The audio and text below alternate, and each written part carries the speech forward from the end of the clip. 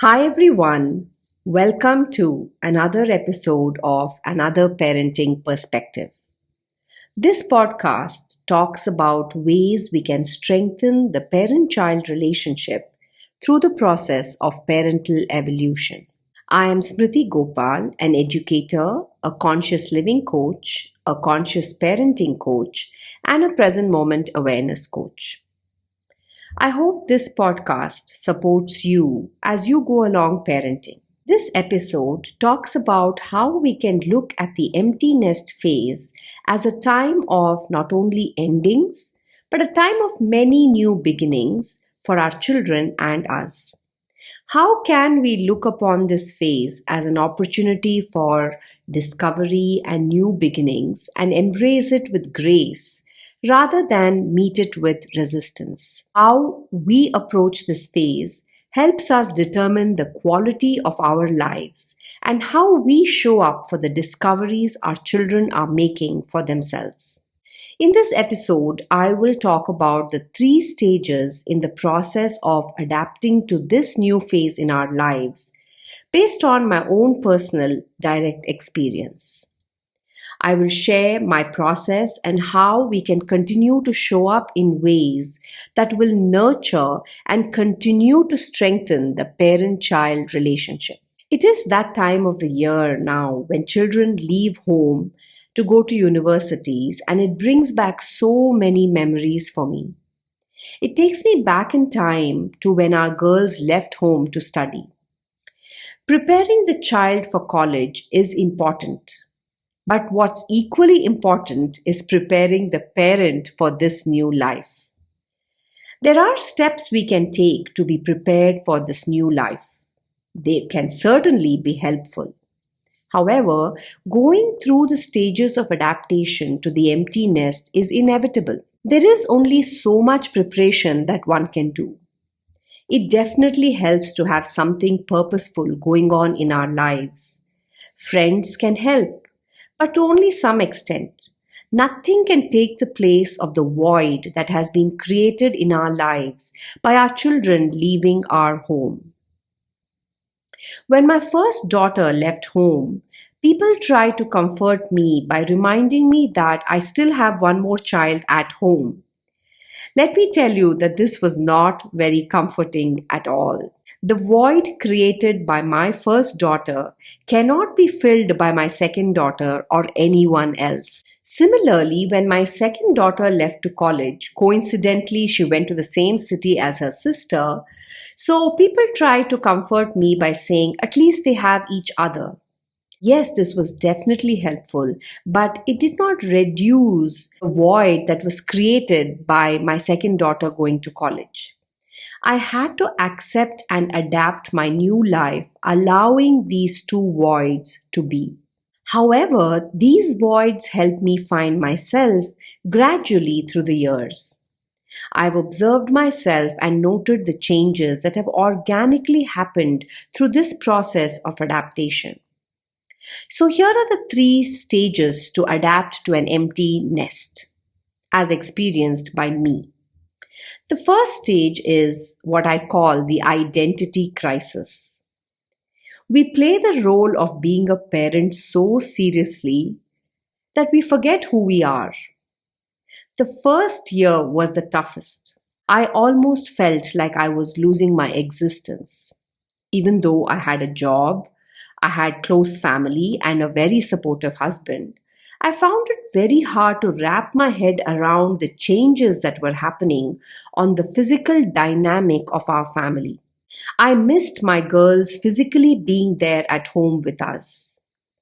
I had let being a mother define me so much that I felt my identity was being robbed from me. My life revolved around this role. The girls leaving home somehow made me feel like this role was being taken away from me. It took me some time to realize that I was still a mother. It was only the nature of parenting that was changing. This definitely comforted me. However, other apprehensions about the changing nature of parenting started haunting me. Well, let's look at how to parent from an empty nest. What are these changes that happens to parenting from an empty nest? Our children are far away, and here are some concerns I had which may resonate with you. I was very worried about how the connect between us was going to be. I was under the illusion that it was me who was influencing them, teaching them to be good humans. So now, how is that going to work? They're so far away. I can't influence them anymore. What if they get wrongly influenced? How are we going to be connected? Was my primary concern. And of course, to take care of this worry, my coping mechanism kicked in. The armor of control came up. I told the girls they have to call me every day, they have to respond to my messages ASAP, otherwise, I get very worried, and they have to be responsible and committed. This, that, and the other, the list went on. This, I now recognize, was my way of handling the dwindling illusion of control. At this time, I got to meet an energy healer. I told him my apprehensions.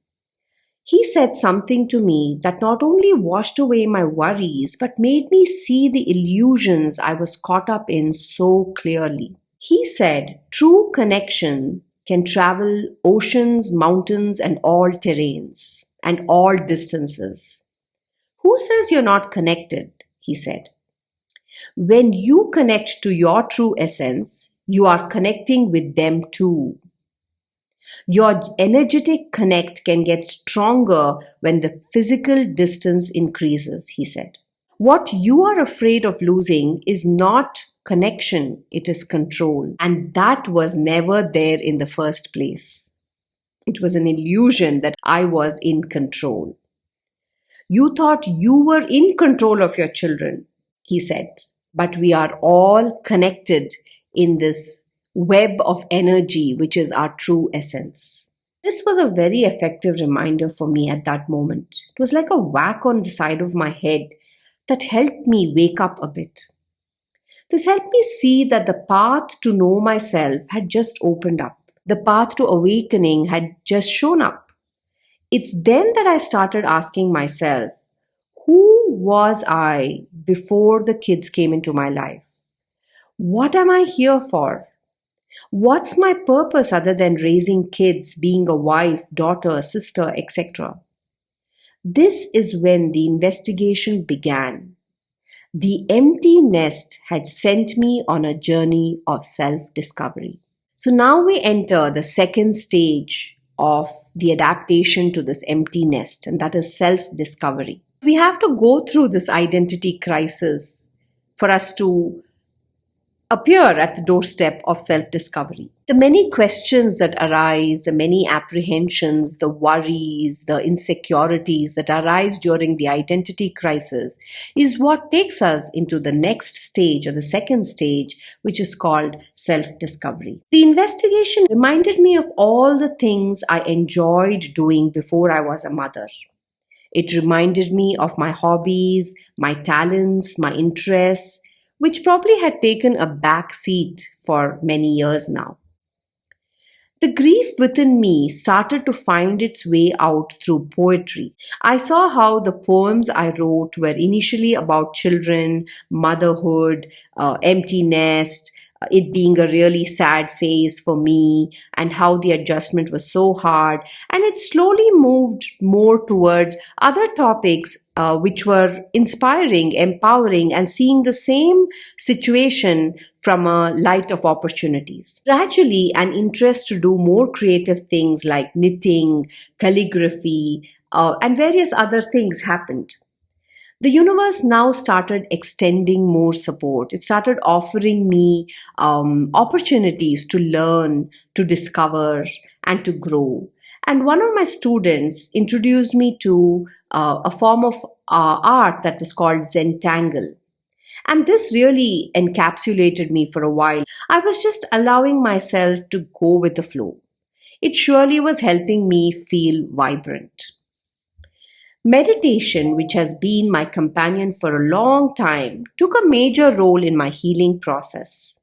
I did a lot of breath awareness, present moment awareness, and listened to a lot of talks by many, many spiritual teachers like Eckhart Tolle, Thich Nhat Hanh, Sri Ramana Maharshi, and many, many more. The most crucial shift happened when I did the conscious parenting coaching program, and I wanted to be a coach myself. And of course, it all begins with coaching oneself before you can actually coach others. So on this journey, a lot of insights and lot of revelations happened. But whatever I was doing was really not filling that void that was created by my girls leaving home. However, they certainly made it feel like I was making friends with this void. I was okay with it. I started to see a glimpse of who I am other than being a mother. My girls were very helpful throughout the process. I expressed my doubts, my fears, and discussed it with them, and basically was being really open and vulnerable with my feelings and whatever was arising. Not in a way of seeking support from them, but in a way of just sharing my journey with them. Their intentions to see me sail through this phase of my life help them be there for me and motivate me in their own ways. Finding myself was really a family effort, and it instigated everyone to find themselves too.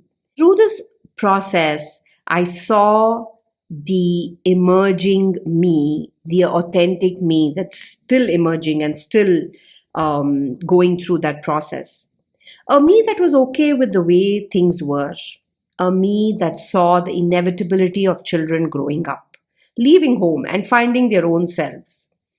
A me that saw joy in being in the present moment and doing whatever it is this moment calls for. A me that was open to new possibilities and opportunities. And most importantly, a me that was not defined by the roles I play. So, as this discovery continues and the process continues, something starts happening within us, and that takes us to the third stage, which is radical acceptance. I think this was the phase that helped me liberate myself from the actually the clutches of the empty nest, and showing me how it can be a portal or an opportunity for such immense possibilities. So, getting on this journey of self discovery has helped me accept that growth and change is in the nature of life. I continue to play my role as a mother by being involved and engaged in my children's life, as I have always been, except now that there is a difference. And the difference is that I don't let this role define who I am, and I engage as much as my children want me to or need me to.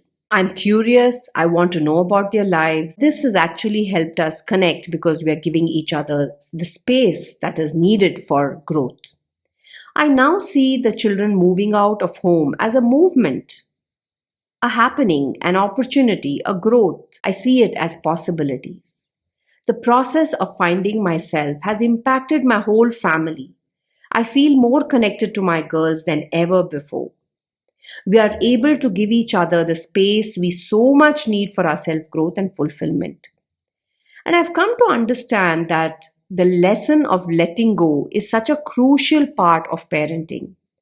And letting go is what the empty nest teaches us. So that's your curriculum of parenting.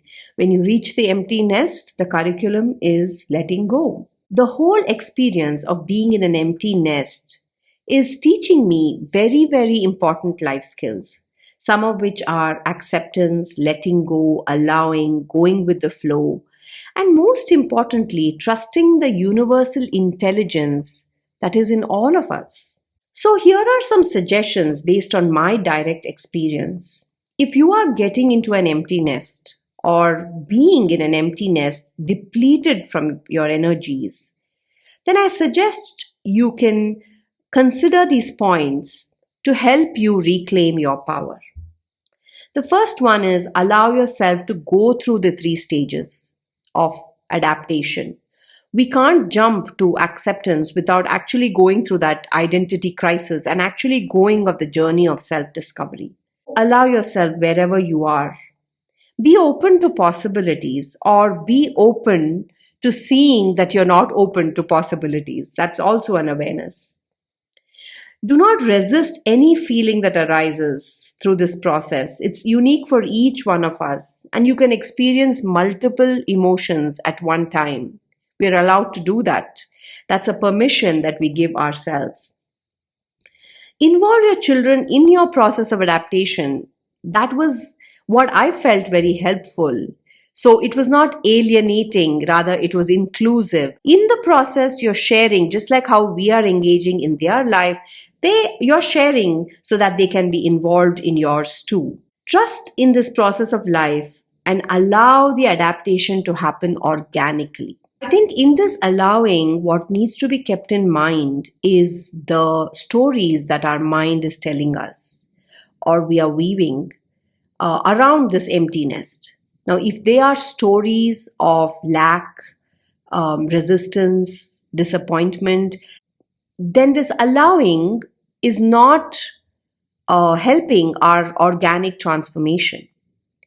However, if there is a wisdom and an insight that is coming in and showing us that these stories are not very valid, and so we start questioning their validity, then this allowing helps in the organic transformation of every person involved in this situation. The last but not the least is show up for yourself. This is actually the time that we show up for ourselves with compassion, love, and understanding. It is true that our children are grown up. They were a part of our lives and now they are leading their own lives away from home. And that is something that is causing us grief right now. So, acceptance and allowing of that grief is also very, very important. Don't bypass that feeling. It's just that we need to show up to this pain with compassion, love, understanding, and insight to see the as is in our present moment. I hope this podcast will help you to allow your birds to fly away with a smile on your face, along with a tear in your eyes. I hope it shifts your perspective and helps you see the empty nest as an opportunity to grow, discover, and welcome new beginnings. I hope it shows you how the empty nest is a time to show up for yourself and nurture a deep connection with the self. Get ready for a bumpy ride, but an amazing journey of self discovery for both you and your child. Thank you for listening. If you liked what you just heard, consider sharing this podcast with your friends. You can follow me at Smriti Gopal on Instagram and on YouTube. You can also follow me on the Facebook pages Formative Age and Equanimous Coaching. If you want to know more about the work I do, you can check it out on formativeage.in and equanimouscoaching.com. Until next week, take that most needed pause to keep a check on the parental ego and stay present and alive to discoveries. Thank you and bye-bye.